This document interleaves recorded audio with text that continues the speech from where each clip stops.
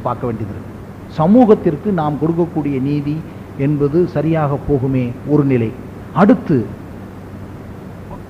ஏத்தாப்புல நமக்கு முன்னால போட்டிருக்க விஷயம் யாருக்காக கொடுக்கிறோமோ அவனுக்கு. அடுத்து அந்த வழக்குகளை கவுண்டர் பண்ணக்கூடிய ஒரு குரூப்புக்கு. அடுத்து உங்களுடைய மனச்சாட்சிக்கு.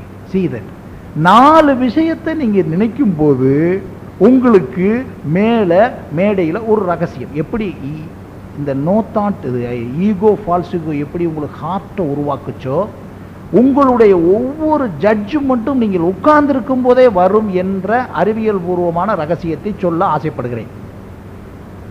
2000 வருடங்களுக்கு முன்னாலே திருவள்ளுவர் எழுதியது திருக்குறள் எந்த யூனிவர்சிட்டியிலும் படிக்கவில்லை என்பது உண்மையானால், இயேசு கிறிஸ்து பேசியது உண்மையானால், ஆர்க்கிமிடிஸை கண்டுபிடித்த தத்துவம் உண்மையானால், ரைட் சகோதரர்கள் கண்டுபிடித்தது உண்மையானால், நீங்க இந்த உலகத்துல எந்த புக்கு போக்குவரத்தெல்லாம் பார்க்கறது போக உட்கார்ந்து டயஸ்ல உட்கார்ந்துருக்கும் போதே உங்களுக்கு ஜட்ஜ்மெண்ட் வந்துடும். அந்த ரகசியத்தை சொல்லுகிறேன், நீங்க ஃபாலோ பண்ணி பாருங்க. அது செய்தி. அப்ப எப்படி இருந்தா வரும்? That's called no thought. It's called no thought. அதுக்கு தான் நோ தாட். அதுக்கு தியானத்துக்கு போக வேணாம், கடவுளை சிந்திக்க வேணாம், எங்கிருந்தோ வர வேணாம். அப்படி அந்த நோ தாட்னா nothing but observation without any predomination. அது ஒரே வார்த்தை தான். Observation without any predomination of thoughts. Psychology படிச்சிருக்க உங்களுக்கு தெரியும். அது எப்படி சார் பார்க்கும்போது எண்ணமில்லாம பார்க்கறது? அடுத்த கேள்வி வரும். இல்லை, என்னன்னா இன்டலெக்சுவல், அதாவது observation not from the intellectual side but from the soul side. உங்களுடைய ஆன்மாவிலிருந்து கவனிப்பது. அப்படின்னா என்ன? ஆன்மாவில் எப்படி இருப்பது? அடுத்த கேள்வி. ஆன்மாவில் இருப்பது என்பது நீங்கள் ஒன்றுமில்லாமல் இருப்பது.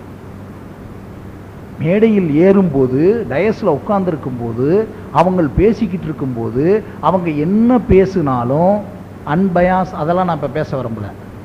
நீங்கள் கவனிப்பதை எதுவும் இல்லாமல் கவனித்தால் இதற்கு கஷ்டமே இல்லை. இப்ப நீங்க தாட் எப்போ வரும்னு சொன்னா, நான் ஒரு ப்ராப்பர்ட்டி இங்கே போட்டிருக்கேன், எனக்கு மானிட்டரி இன்வால்மெண்ட் இருக்கு, அல்லது மெட்டீரியல் இன்வால்மெண்ட் இருக்கு, அல்லது எனக்கு பர்சனல் இன்வால்மெண்ட் இருக்குன்னு உடனே பிரச்சனை தொடங்கிறேன். ஆஹா, இவர் என்னகிட்ட பேசு. பட் நீங்க டயஸ்ல உட்கார்ந்துருக்கீங்களே, நிச்சயமா உங்களுக்கு மானிட்டரியோ மெட்டீரியலோ பர்சனலோ இன்வால்மெண்ட் இருக்க வேண்டிய அவசியமே இல்லை.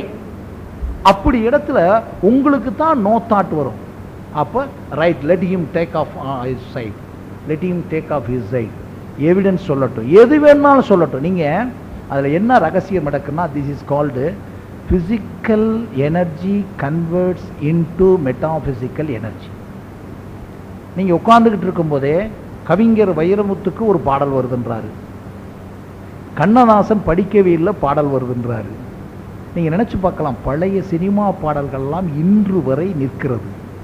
ஆனால் இன்றைக்கு 2 மாதம் 1 மாதத்துக்கு ஒரு கூட ஒரு பாடல் கூட நிக்கல.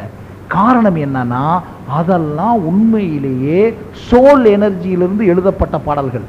கண்ணதாசன் பாடல்கள்லாம் இப்ப எழுதுறதெல்லாம் இன்டலெக்சுவல் எனர்ஜியிலிருந்து எழுதுவது.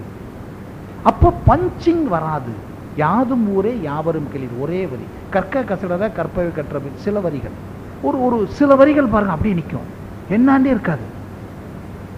Don't compare others, don't imitate others, you can inspire on others.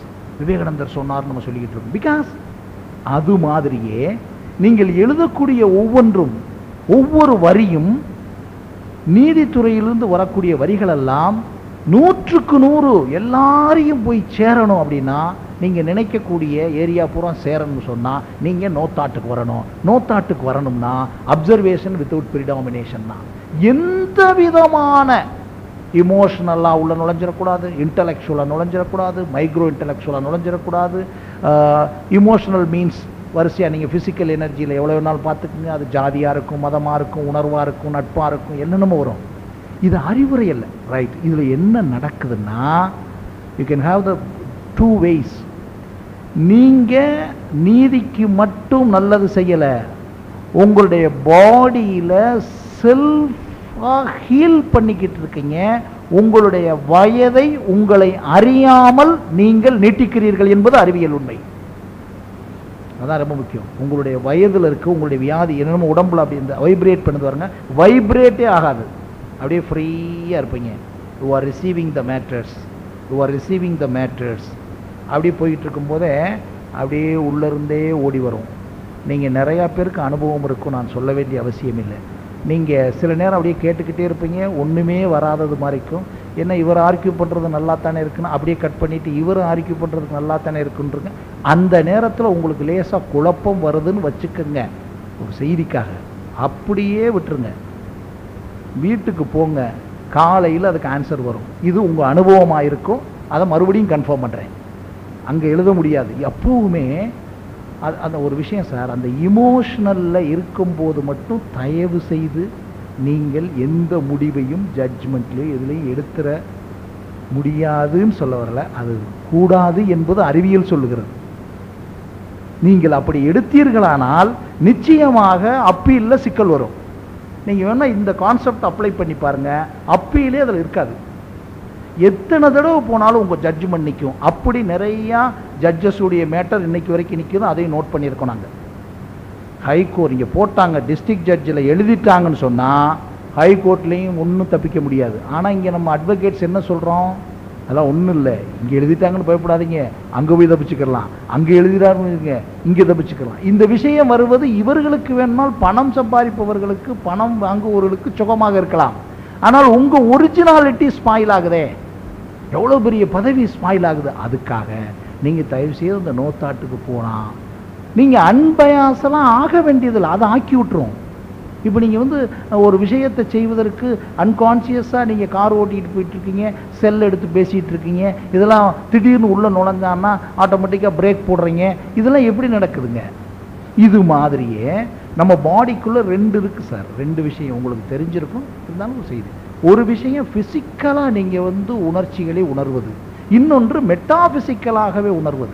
எப்படி நாம் கருவில் இருக்கும்போது ஒரு குழந்தைக்கு இவ்வளவு பெரிய உடம்பு வந்ததோ, ஒரு புள்ளி இவ்வளவு எக்ஸ்டர்னல் எக்ஸ்டென்ஷன் பண்ணதோ, அதே எக்ஸ்டென்ஷன் உள்ளே இருக்கக்கூடிய சக்தியை உருவாக்குறது. அந்த உள்ளிருந்து தான் அத்தனையும் கிடைக்கிறது. நினச்சி பாருங்க, கனவற்ற தூக்கத்தில் நீங்கள் இருந்தீர்களா? ஒன்றுமே இல்லையே அந்த நேரம். கனவற்ற தூக்கத்தில் நினைப்பு இருந்துச்சான்னு பாருங்க. நினைப்பு இல்லாத போது எனர்ஜி வருகிறது. அனஸ்தீசியா மருந்து கொடுத்து படுக்க போட்டுறாங்க, அறுக்குறாங்க, வலியே தெரியல. ஓ அடுத்து அது இதுவரை மெடிக்கல் நோ தாட், அது வந்து நேச்சுரல் நோ தாட். மெடிடேஷனுக்கு போகிறாங்க, சார் மறந்துட்டேன் சார். இப்போ நீங்களே பார்த்துருப்பீங்க. அதுக்கு மட்டும் ஒரு சின்ன டிப்ஸ், நீங்கள் நோ தாட்டில் இருக்கிறீங்களா இல்லையான்றதுக்கு டெஸ்ட்டே பண்ண வேணாம். அதுக்கு வந்து சயின்டிஃபிக்காக என்ன சொல்கிறாங்க, அது வந்து அல்ஃபா லெவல் பீட்டா லெவல் என்று கூறுகிறார்கள். என்ன அல்ஃபா லெவல் பீட்டா லெவல் என்ன, ஒரு மெலோடியஸ் ட்ரௌசினஸ் பாடியில் இருக்கும். அப்போ வந்து மறப்பது, என்ன மறப்பது, டிரான்சென்டிங் த ஸ்பேஸ் அண்ட் டைம். நீங்கள் எப்போது நேரத்தையும் காலத்தையும் மறந்திருக்கிறீர்களோ, சரி நேரத்தையும் இடத்தையும் மறந்ததாக, ஒரு மணி நேரம் டயர்ஸில் ஏறினேன், 2 மணி நேரம் போனதே தெரியவில்லை என்று எப்போது நினைக்கிறீர்களோ, இன்றைக்கு 21ஆம் நூற்றாண்டில் நிரூபிக்கப்பட்ட சயின்டிஃபிக் மெடிடேஷன் அதுதான்.